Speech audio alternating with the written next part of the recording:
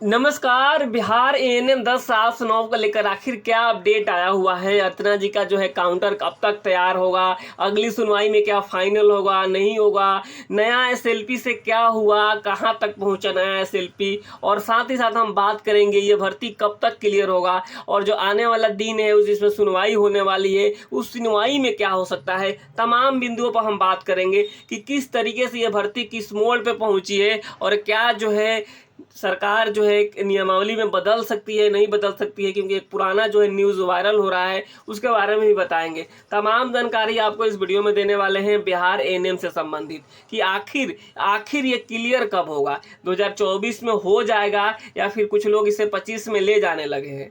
तो तमाम जानकारी आपको इस वीडियो में देंगे। सबसे पहले हम बात करेंगे अर्चना जी के काउंटर के ऊपर, उसके बाद हम अगली सुनवाई बात करेंगे, नया एसएलपी को लेकर भी बात करेंगे कि क्या इससे हो सकता है, क्या नफ़ा नुकसान होगा, और नया एसएलपी पे एसएलपी करने से क्या दिक्कतें होगी। तमाम जानकारी आपको इस वीडियो में देंगे। तो आप भी बिहार एएनएम से संबंधित हैं तो आप इस वीडियो को पूरा जरूर देखिएगा, और इस वीडियो को देखने के बाद से आप खुद जो है स्पष्ट हो जाएंगे, क्लियर हो जाएंगे कि आखिर इस भर्ती का अब क्या होने वाला है, कौन सही है कौन गलत है। देखिए, बिहार एएनएम 10/7/9 में अर्चना जी के काउंटर फाइल होने के लिए जो है आप सभी को पता ही है कि 4 हफ्ते का समय दिया गया है और 25 तारीख का डेट दे दिया गया, यानी 25 नवंबर का डेट मिला है। आप उस डेट को भी देख सकते हैं, मैं आपको दिखाई देता हूं 25 तारीख का जो डेट मिला हुआ है। देखिए इस डेट में क्या होगा, यहाँ पर देखिए 25 तारीख का जो डेट मिला है, 25 तारीख को सुनवाई का।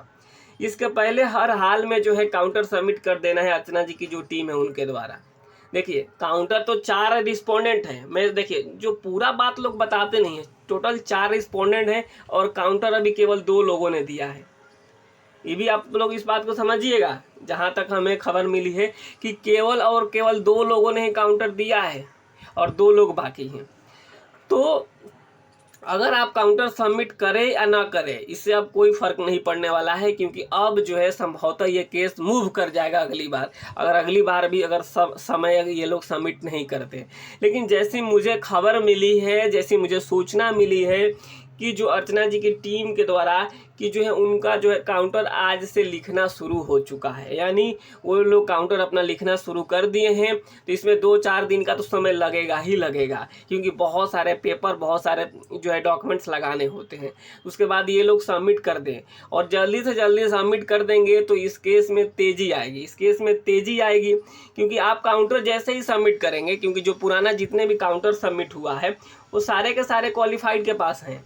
तो जो है ये जो है काउंटर अर्चना जी का भी होगा, ये भी क्वालिफाइड के पास आएगा। अगर लगेगा इसमें कि कुछ ऐसी चीज़ें हैं तो रिमाइंडर फाइल होगा, उसके बाद केस आगे की तरफ मूव कर जाएगा। तो हम तो यही अनुरोध करेंगे कि जल्दी से जल्दी सबमिट कर दिया जाए। तो ये बात हो गई काउंटर को लेकर। और ये अगर ये सवाल आपके मन में आ रहा होगा कि अगर इस बार भी कोई नहीं सबमिट करे तो क्या होगा, तो इस बार केस आगे की तरफ बढ़ जाएगा, इंतजार नहीं करेगा। जिस तरीके से इस बार इंतजार किया गया, अगली बार कोई इंतजार नहीं होगा। चलिए, ये एक पॉइंट आपको क्लियर हो गया होगा। अब हम आगे बढ़ेंगे। जो हमारा अगला बात था कि जो है अगला सुनवाई आपने समझ ही लिया है कि 25 तारीख को, और दूसरा जो केस हुआ है जो सीमा कुमारी के द्वारा, उसमें जो है 10 दिसंबर को डेट मिला है, 10 दिसंबर को डेट मिला है। तो अब जो है क्या होगा, इसमें एक नया एसएलपी की बात भी हो रही है, काफ़ी चर्चाएं हैं, अलग अलग तरीके से लोग जो है अलग अलग अपनी बात को रख रहे हैं कि नया एसएलपी से क्या होगा नहीं होगा। उसके बारे में हम थोड़ा सा अपना जो है ओपिनियन बताते हैं। देखिए, नया एसएलपी ठीक है, कोई एसएलपी कर रहा है तो ना ही हम किसी को मना कर रहे हैं और ना ही किसी को हम बोल रहे हैं करने के लिए, और ना ही हम किसी को कह रहे हैं पिटिशनर बनो, और ना ही किसी को हम मना कर रहे हैं। देखिए, लेकिन जो सच है उस सच को आप समझिए। अगर कोई एसएलपी कर रहा है, ठीक है, करे एसएलपी, कोई दिक्कत नहीं है। लेकिन झूठ बोल के अगर कोई एसएलपी कर रहा है तो ये दिक्कत वाली बात होगी। यहाँ पे आप देखेंगे बिहार सरकार पार्टी है, बिहार सरकार पार्टी है। यहाँ पे अगर किसी का नौकरी होता है, अगर क्वालिफाइड का नौकरी होता है तो 8,791 का होगा। ये किसी एक आदमी का नहीं होगा, होगा तो सबका होगा, नहीं होगा तो किसी का नहीं होगा। ये मैं एक बात बता रहा हूँ, 1 मिनट के लिए बात को समझिए। ऐसा नहीं कि केवल पिटिशनर का होगा। जहाँ तक हमारी संभावनाएं हैं, जहाँ तक हमारी जानकारी है, मैं आप लोग बताता हूँ। तो कई लोग आपको झूठ बोल देंगे, जैसे मैं आपको बोल दूँ यहाँ पे कि झूठ बोल के मैं बोल दूँ कि ठीक है आप एसएलपी में आ जाओ तो आपका नौकरी हो जाएगा।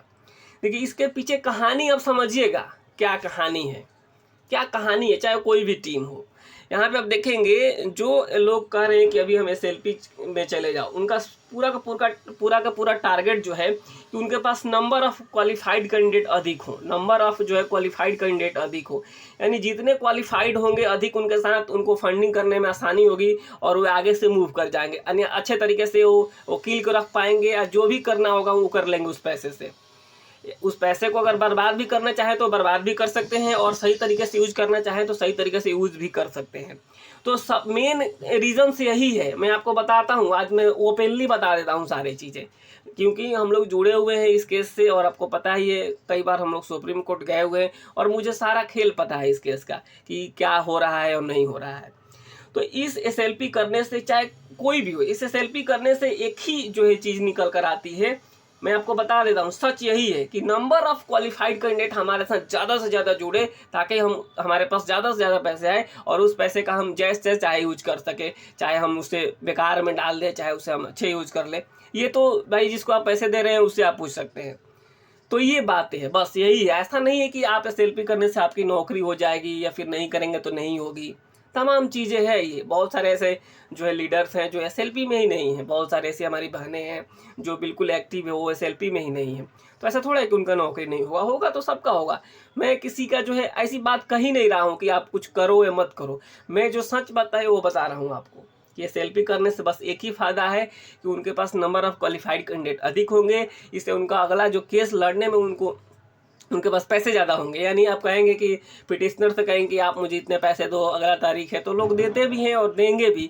तो अब उस पैसे का अगर आप सही यूज़ कर लेते हैं, यानी अच्छा से अच्छा एक आध 2-3 सीनियर जितना वकील रख सकते हैं अगर आप रख लेते हैं तो अच्छी बात है। अगर आप उसी पैसे को गायब कर देते हैं और कोई ऐसे ही नॉर्मल वकील रख लेते हैं तो ये तो फिर बर्बादी होगी।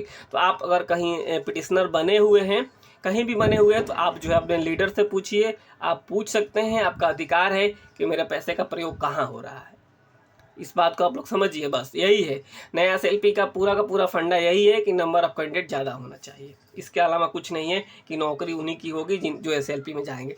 जो सच है मैं बता रहा हूँ, ऐसा कोई हतोत्साहित ना हो जाए कि जो है अगर हम एसएलपी में नहीं है तो हमारा क्या होगा एसएलपी में हम नहीं है तो, क्योंकि एग्ज़ाम तो 8,791 पास है और ज़्यादा से ज़्यादा एसएलपी में लोग गया होगा तो 200 के प्लस गया होगा, सब मिला ले तो 200-250 यही लोग गए होंगे। तो ऐसा क्या लग रहा है कि मतलब 8,791 में 200 लोग ही चालाक हैं केवल, बाकी सब लोग नहीं चालाक हैं? ऐसा नहीं है। और ऐसा थोड़ा है कि 200 लोग ही जानकार बैठे हैं पूरे बिहार में और बाकी लोग कोई जानकारी ही नहीं है, ऐसा भी नहीं है। आप लोग इस बात को समझिए, यहाँ बिहार सरकार ऑलरेडी पार्टी है और कई जो है आपको वीडियो देखने को घूमते घूमते मिल जाता है कि उस वीडियो में बताया जाएगा कि केवल पिटिशनर का होगा, ये ऐसा है वैसा है।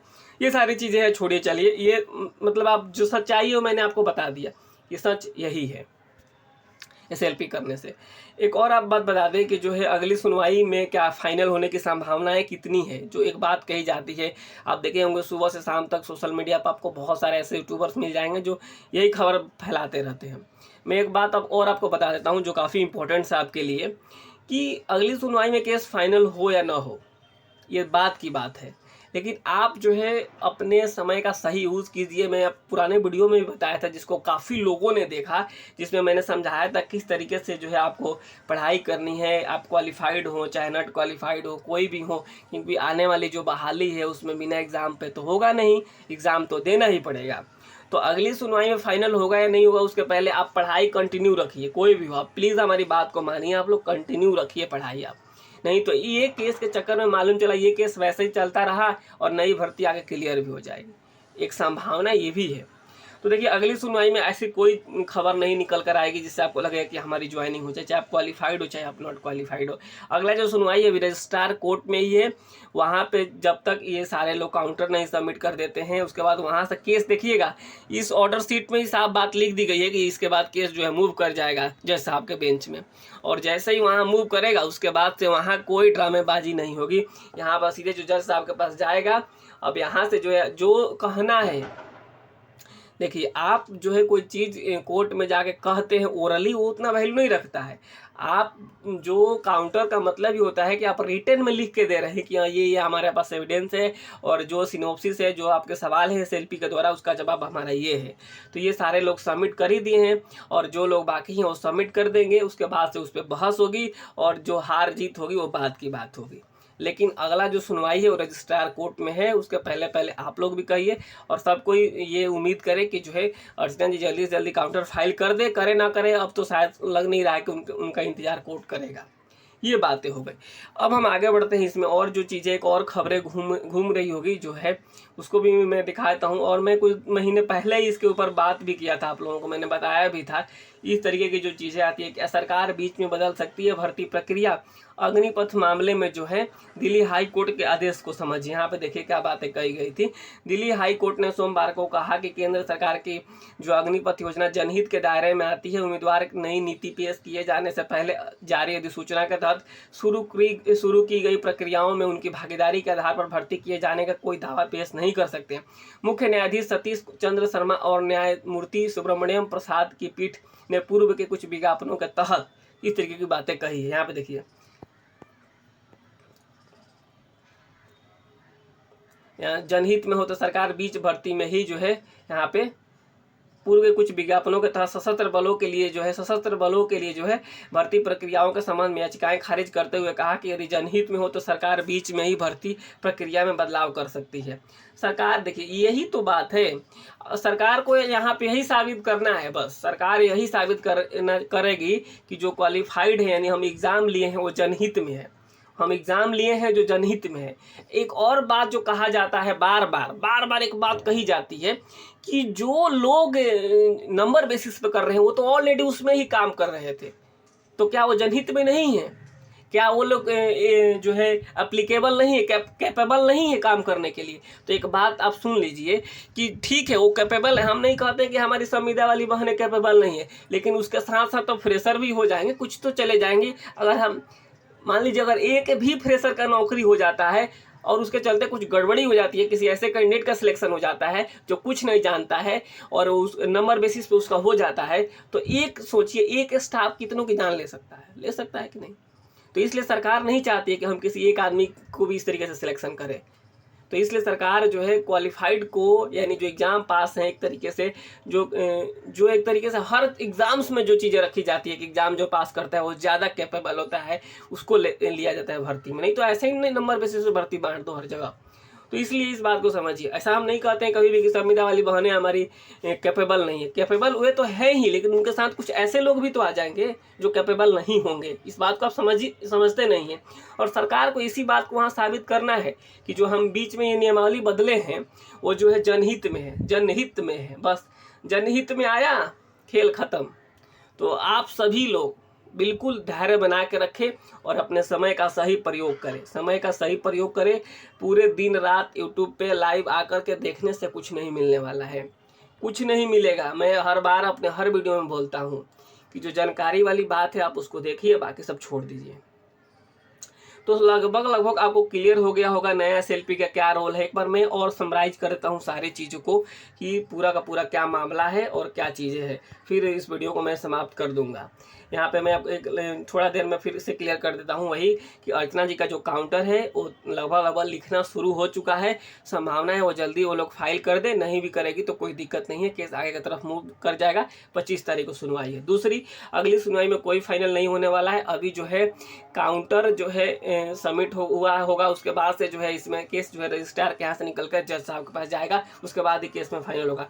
नया एसएलपी करने से क्या फ़ायदा है मैंने आपको बता ही दिया कि केवल और केवल ये लोग जो भी कर रहा है, जो लोग चाह रहा है कि हमारे साथ नंबर ऑफ जो है कैंडिडेट यानी क्वालिफाइड लोग ज़्यादा से ज़्यादा जुड़ सके ताकि हमारे पास ज़्यादा से ज़्यादा फंडिंग हो और उसका हम जैसा यूज करना चाहे कर सकते हैं। अगर वो उसका सही तरीके से यूज करते हैं तो ठीक है, नहीं तो अगर गलत तरीके से यूज करते हैं तो बिल्कुल जो है नुकसानदायक हो सकता है। और हो सकता है नया एसएलपी करने से अगर कोई नोटिस जारी हो तो देरी भी हो सकता है। ऐसी संभावनाएं हैं। 100% मैं नहीं कह रहा हूँ कि देरी ही हो जाएगा, लेकिन संभावना है। 100% तो किसी चीज़ के कुछ नहीं कहा जा सकता। और दूसरी बात है कि देखिए बाकी जो चीज़ें थी लगभग सारे क्लियर हो गई, नया एसएलपी से लेकर के भी सारी चीज़ें। फिलहाल इस वीडियो में इतना ही। आप लोग जो है पढ़ाई करते रहिए, आप अपने काम में व्यस्त रहिए और जो हम अपडेट देने का काम हम लोग का है ही, जैसे कोई अपडेट आएगा मैं आप लोगों को ज़रूर दूंगा। तो आप हमारे साथ अगर बने हुए हैं तो अच्छी बात है, आप हमारे चैनल को भी सब्सक्राइब कर सकते हैं। मिलेंगे फिर आपसे, तब तक आप सभी अपना ख्याल रखिए। नमस्कार, धन्यवाद।